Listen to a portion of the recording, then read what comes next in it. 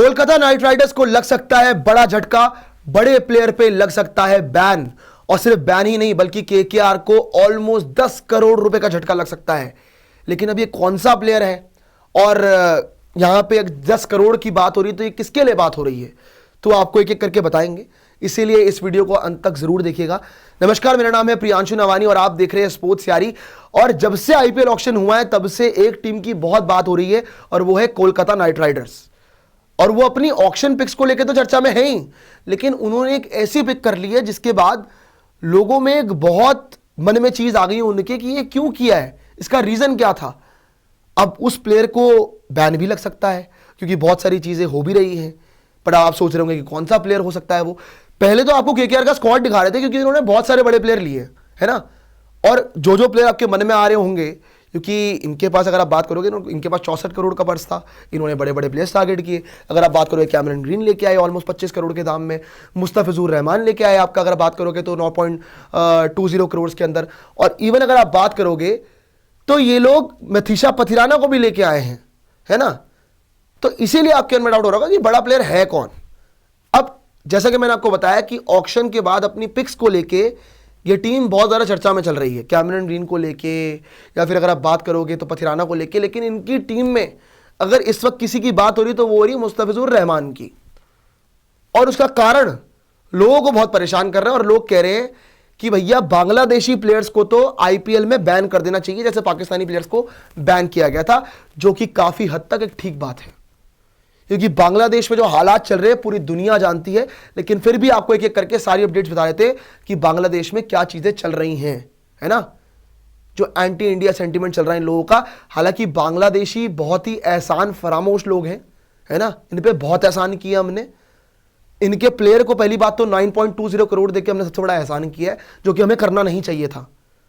Bangladeshi player हम पिछले season भी बात कर रहे थे कि दिल्ली कैपिटल्स ने रिप्लेसमेंट दिया था मुस्तफिजुर रहमान को, नहीं लेना चाहिए था, कोई जरूरत नहीं थी उस चीज की, लेकिन स्टिल रिप्लेसमेंट ली गई और वो भी बांग्लादेशी प्लेयर।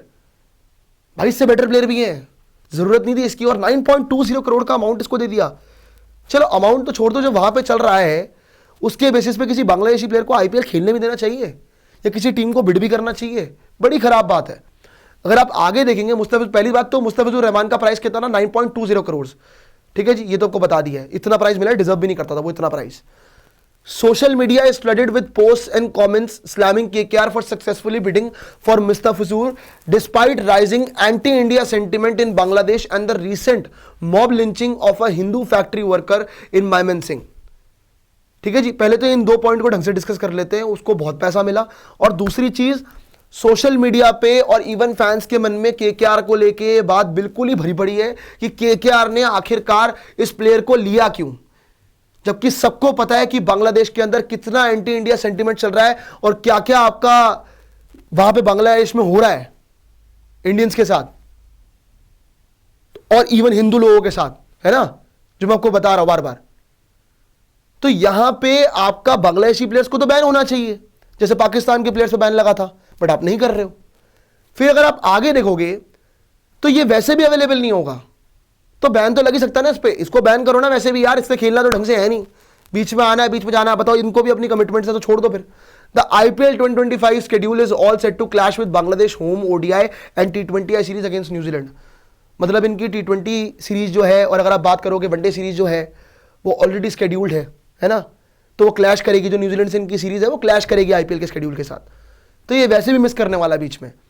तो जब इतना कुछ ऑलरेडी इस प्लेयर के साथ एसोसिएटेड है तो फिर तो इसको बैन ही करना ठीक रहेगा। और बांग्लादेशी प्लेयर को हम खेलने क्यों दें, पहले तो ये बता दो आप। तो भाई साहब ये बड़ा झटका हो सकता है अगर मुस्तफिजुर रहमान इनके 11 के प्लान में है तो बहुत बड़ा झटका है। इवन बैकअप के प्लान में भी झटका है यार, ओवरसीज पेसर अगर लिया तो इसको। सो देखते हैं किस तरह से चीजें आगे जाती है। लेकिन आपके हिसाब से क्या बांग्लादेशी प्लेयर्स को बैन होना चाहिए आईपीएल के अंदर? कमेंट सेक्शन में अपनी राय जरूर रखिएगा। लेकिन तब तक के लिए आप चैनल को सब्सक्राइब कीजिए, वीडियो को लाइक कीजिए, शेयर कीजिए एंड कमेंट कीजिए और हमें दे दीजिए इजाजत। जय हिंद, जय भारत।